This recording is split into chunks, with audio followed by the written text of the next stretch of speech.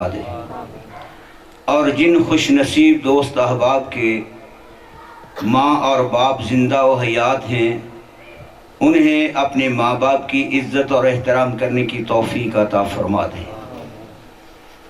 میرے عزیز بھائیوں، عزیزوں، جو آیہ مبارکہ اس وقت میں نے آپ کی خدمت میں عرض کی ہے، اس آیہ مبارکہ میں اللہ سبحانہ و تعالی 4 چیزوں کا بیان فرما رہے ہیں۔ پہلی چیز، کل نفس ذائقۃ الموت، کہ ہر نفس نے موت کا ذائقہ چکھنا ہے۔ نمبر 2، انما توفون اجورکم یوم القیامہ، قیامت کے دن ہر شخص کو اس کے اعمال کے مطابق بدلہ عطا فرمایا جائے گا۔ نمبر 3، فمن زحزح عن النار وادخل الجنۃ فقد فاز، اور جسے جہنم کی آگ سے بچا لیا گیا اور جنت میں داخل کر دیا گیا، در حقیقت وہی کامیاب ہے۔ نمبر 4، وما الحیاۃ الدنیا الا متاع الغرور، یہ دنیا کی زندگانی محض ایک دھوکہ ہے۔ 4 چیزیں مختصراً آپ کی خدمت میں عرض کروں گا، چونکہ میرے انتہائی قابل احترام مولانا اکمل صاحب، مولانا یوسف پسروری صاحب اور مداح رسول حضرت مولانا عبد الوہاب صدیقی صاحب بھی تشریف فرما ہیں۔ انشاءاللہ وہ اپنے وقت پر آپ سے تفصیلی گفتگو فرمائیں گے۔ میں ان جید علماء کی موجودگی میں ایک طالب علم ہونے کی حیثیت سے قرآن کا ایک پیغام، قرآن کا ایک سبق آپ کو سنانا چاہتا ہوں۔ اللہ تعالیٰ مجھے بھی اپنی اصلاح کرنے کی توفیق عطا فرمائے اور آپ دوست احباب کو بھی سنا کے عمل پیرا ہونے کی توفیق عطا فرمائے۔ موت میرے بھائیوں ایک ایسی حقیقت ہے جس کا کسی قسم کا کوئی اختلاف نہیں، نہ مسلمان کا نہ غیر مسلم کا، نہ کسی مسلک کا نہ کسی جماعت کا، بالاتفاق ہر انسان کا یہ عقیدہ، نظریہ اور علم ہے کہ ایک نہ ایک دن ہر انسان کو اپنی زندگی کا سفر کرنے کے بعد وہ وقت آنے والا ہے کہ جب ہم سب موت کا لقمہ بنیں گے، موت کا جام پئیں گے۔ الموت قدح کل نفس شاربوہا والقبر باب کل نفس داخلوہا، موت ایک ایسا پیالہ ہے کہ ہر جی کو پی کر رہنا ہے، اور موت ایک ایسا دروازہ ہے کہ جس میں سے ہر ایک کو گزر کر جانا ہے۔ موت امیر کو بھی آئے گی، موت غریب کو بھی آئے گی، موت بادشاہ کو بھی آئے گی اور موت رعایا کو بھی آئے گی، موت استاد کو بھی آئے گی اور موت شاگرد کو بھی آئے گی۔ یہ ایک ایسی چیز ہے کہ ہم نے دیکھا ہے کہ رونق بھرے بازاروں میں، خوشنما گھریلو ماحول کے اندر یکدم ایک ایسی تبدیلی آتی ہے جس سے ساری خوشیاں مات پڑ جاتی ہیں، اس کا نام موت ہے۔ اگر انسان کو اپنی موت کا تصور صحیح معنوں میں آ جائے، موت پر اس کا یقین پیدا ہو جائے، تو پھر وہ اس زندگی کو ضائع نہیں کرتا ہے، بلکہ اس زندگی کو اس انداز میں گزارتا ہے کہ مرنے کے بعد اس کی زندگی اس کے لیے ثمر آور ثابت ہو جائے۔ زندگی کا مقصد کیا ہے؟ اللہ نے جو چیز بھی دنیا کے اندر پیدا فرمائی، اس کا کوئی نہ ایک مقصد موجود ہے۔ ما خلقت ھذا باطلا، اللہ نے جو کچھ بھی دنیا کے اندر پیدا فرمایا ہے اس کا کوئی نہ کوئی ایک مقصد ضرور موجود ہے۔ اور یہ کس طرح ممکن ہو سکتا ہے کہ اللہ انسان کو پیدا فرمائیں، اس کو عزت اور سرفرازی عطا فرمائیں، اس کو آسان انداز میں بہترین پیرائے میں پیدا فرمائیں، اپنی منشا، اپنی پسند کے مطابق پیدا فرمائیں اور اس کی زندگی کا کوئی مقصد نہ ہو؟ آج میں نے اور آپ نے اپنی زندگی کا مقصد درہم و دینار کو سمجھ لیا ہے، دنیا کی زینت کو سمجھ لی ہے، دنیا کی شہرت کو، دنیا کی تمام تر نعمتوں کو، آسائشوں کو جمع کرنا میں نے اور آپ نے اپنی زندگی کا مقصد سمجھ لیا ہے۔ زندگی کا مقصد کیا ہے؟ بسم اللہ الرحمن الرحیم، تبارک الذی بیدہ الملک وہو علی کل شیء قدیر الذی خلق الموت والحیاۃ لیبلوکم ایکم احسن عملا۔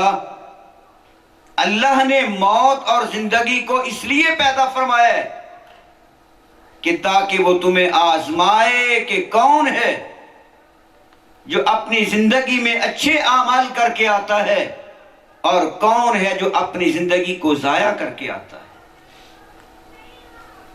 زندگی کا مین مقصد آخرت کی کامیابی ہے، جنت کا حصول ہے، اور اس کے لیے ایک محنت درکار ہے، اور وہ ساری کی ساری محنت انسان اس وقت کرے گا جب انسان کے دل و دماغ میں یہ بات آئے گی کہ ایک نہ ایک دن میں نے اپنے دوست احباب کو، میں نے اپنے عزیز و اقارب کو، میں نے اپنے بہن اور بھائیوں کو، میں نے اپنے کوٹھی اور بنگلے کو، میں نے اپنے اس ڈیرے کو چھوڑ کر ایک اس دنیا میں جا کے آباد ہونا ہے جس کو شہر خاموشہ کے نام سے یاد کیا جاتا ہے۔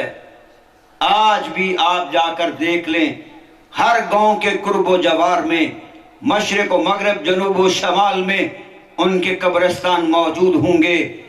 جا کے وہاں پوچھئے آپ کون ہیں، کتنے بڑے اقتدار کے مالک تھے، کتنی تمہارے پاس دولت موجود تھی، کتنا تمہارے پاس علم موجود تھا، کتنے تم اقتدار کے اور نوکروں چاکروں کے مالک تھے، آج وہ کہاں چلے گئے؟ جو آج زمین بوس ہو گئے، زمین کے نیچے چلے گئے، ان کا نام مردہ کہا جاتا ہے۔ موت کو یاد رکھیے، آخرت کی فکر کیجئے۔ یہ زندگی عارضی زندگی ہے، یہ مسافر خانہ ہے۔ دمشق کے اندر ایک بہت بڑا بادشاہ تھا جس نے عالی شان محل بنا کے رکھا ہوا اور باہر چوکی دار بٹھایا ہوا ہے۔ ایک گزرنے والا گزرتا ہے، چوکی دار سے مخاطب ہو کر کہتا ہے، مجھے بتلاؤ یہ مسافر خانہ کس نے تیار کیا ہے؟ یہ سرائے کس نے بنائی؟ اس نے بڑا غصہ کیا کہ یار، بادشاہ نے اتنا سرمایہ لگا کے، اتنی دولت لگا کے، ہیرے جواہرات اندر محل کے اندر سجا کے، ہر طرح کی سہولت یہاں پہ رکھ کے اتنا بڑا محل تیار کیا ہے، اپنی بادشاہی کا ایک کثیر رقم کا حصہ اس کے لیے مختص کر دیا، اور یہ پھٹا پرانا لباس پہنے والا بندہ کہتا ہے یہ مسافر خانہ کس کا ہے؟ اس نے اس کو ٹھہرایا، جا کے بادشاہ کو شکایت کر دی کہ ایک باہر سادہ سا آدمی مسکین آیا، وہ کہتا ہے یہ مسافر خانہ کس کا ہے؟ بادشاہ بھی بڑا جذباتی تھا، بادشاہ ویسے بڑے جذباتی ہوتے ہیں، فوری طور پہ کہا اس کو میری خدمت میں پیش کیا جائے۔ گن مین باہر آیا، پکڑا، جا کے صوفی کو پیش کر دیا۔ بادشاہ اس سے مخاطب ہو گیا، کیا تو سمجھتا ہے کہ یہ مسافر خانے ہیں؟ اتنے قیمتی قالین بچھائے ہوئے، اتنا رنگ و روغن کیا ہوا، شیشے یہاں پہ لگائے ہوئے، اور تو اس کو مسافر خانہ کہتا ہے؟ بندہ بڑا سمجھدار تھا، کہنے لگا بادشاہ سلامت، مجھے یہ بتلاؤ کہ اس محل کے اندر کیا تو ہی آیا یا تیرے سے پہلے بھی کوئی رہتا تھا؟ کہنے لگا جی میرا باپ۔ کہنے لگے اس کے باپ بھی تھے؟ جی ہاں میرے دادا جان بھی تھے۔ فقیر کہنے لگا، صوفی صاحب کہنے لگے حضرت صاحب غصہ کیوں کرتے ہو؟ اگر اس محل کے اندر تیرا دادا نہ رہ سکا، تیرا باپ نہ رہ سکا، اور کل تو بھی نہ ہوگا، تیرے بیٹے ہوں گے، ایک وقت آئے گا تیرے بیٹے نہ ہوں گے، تیرے پوتے ہوں گے، پھر ایک ایک وقت آئے گا کہ تیرے پوتے نہ ہوں گے، تیرے پڑپوتے ہوں گے۔ اور مجھے بتلا، یہاں پہ کوئی آئے اور چلا جائے اس کو کیا کہا جاتا ہے؟ بادشاہ نے اپنے سر کو جھکا لیا، کہا میں نے تو اور سمجھا کہ شاید تو نے اس محل کو حقارت کی نظر سے دیکھتے ہوئے کہا تھا کہ مسافر خانہ ہے، لیکن میں آج تیری فہم و فراست سے قربان جاؤں، میں سمجھ چکا کہ جس طرح میرا باپ مسافر تھا، میرا دادا مسافر تھا، میں بھی مسافر ہی ہوں۔ آج میرے دادا جان کہاں پہ ہیں، میرے والد صاحب کہاں پہ ہیں، کل ہم نہ ہوں گے کوئی اور ہوگا، لیکن یہ یاد رکھو کہ دنیا کا سفر ایک نہ ایک دن ختم ہونا ہے، پھر اس کے بعد آخرت کی زندگی کا سفر ہوگا جس کو موت سے شروع کیا جاتا ہے۔ یہ زندگی کا سفر موت کی تیاری ہے۔ یہ زندگی کے ایام، یہ ماہ و سال اس لیے دیے گئے کہ تاکہ تم اپنی اس زندگی سے فائدہ اٹھا کر اپنی موت کی سختی سے بچ سکیں۔ آپ اس زندگی سے فائدہ اٹھا کر اس قبر کی اندھیری کوٹری کو روشن کر سکیں، اس اندوناک جگہ قبر جو ہے اسے اللہ کے عذاب سے بچنے کے لیے کوئی ساز و سامان سمیٹ کر لے جا سکے۔ اور کیا کبھی کوئی دنیا کا سرمایہ لے کے بھی کیا ہے؟ کفن کو کوئی جیب نہیں ہوتی، جاتے ہوئے ہر آدمی کی آنکھوں سے آنسو تو ہو سکتے ہیں، لبوں پہ ہمدردی اور غمی کے آثار تو ہو سکتے ہیں، لیکن تمہارے ساتھ کوئی قبر میں اترنے کے لیے تیار نہیں ہوگا۔ کیا چیز جائے گی ساتھ تمہارے؟ او بھائیو، تمہارے اعمال ہیں، اعمال ہیں۔ فمن ثقلت موازینہ فاولئک هم المفلحون۔ جس کے اعمال کے وزن بھاری ہوں گے، جس کے پاس اعمال کا توشہ دان ہوگا، اللہ فرماتے ہیں یہ لوگ کامیاب اور کامران ہونے والے۔ ومن خفت موازینہ فاولئک الذین خسروا انفسهم۔ اور جن کے اعمال زندگی گزارنے کے باوجود بھی کم ہوں گے، زندگی اعمال سے خالی ہوگی، ان کے پاس آخرت کی کامیابی کے لیے کوئی اسباب نہ ہوں گے۔ خاسروا انفسهم، انہوں نے اپنی جانوں کو نقصان کے اندر ڈال دیا۔ آج یہ مقصد نہ سمجھو کہ بنگلہ بن گیا، کوٹھی بن گئی، بیٹا بریگیڈیئر بن گیا، ڈاکٹر بن گیا، انجینئر بن گیا تو کامیابی ہے، نوکر چاکر تمہارے پاس ہے، بینک بیلنس تمہارے پاس ہے۔ دنیا کی کوئی طاقت تمہیں زندگی کا ایک لمحہ زیادہ نہیں کر سکتا، اور نہ کوئی تمہاری زندگی سے ایک لمحہ کم کر سکتا ہے۔ یہ اختیار بھی میرے اللہ نے اپنے پاس رکھا ہے۔ جب پتہ ہے کہ موت آنی ہے، ہر صورت آنی ہے، اور اپنے وقت پر آنی ہے، تو پھر غافل کیوں ہیں؟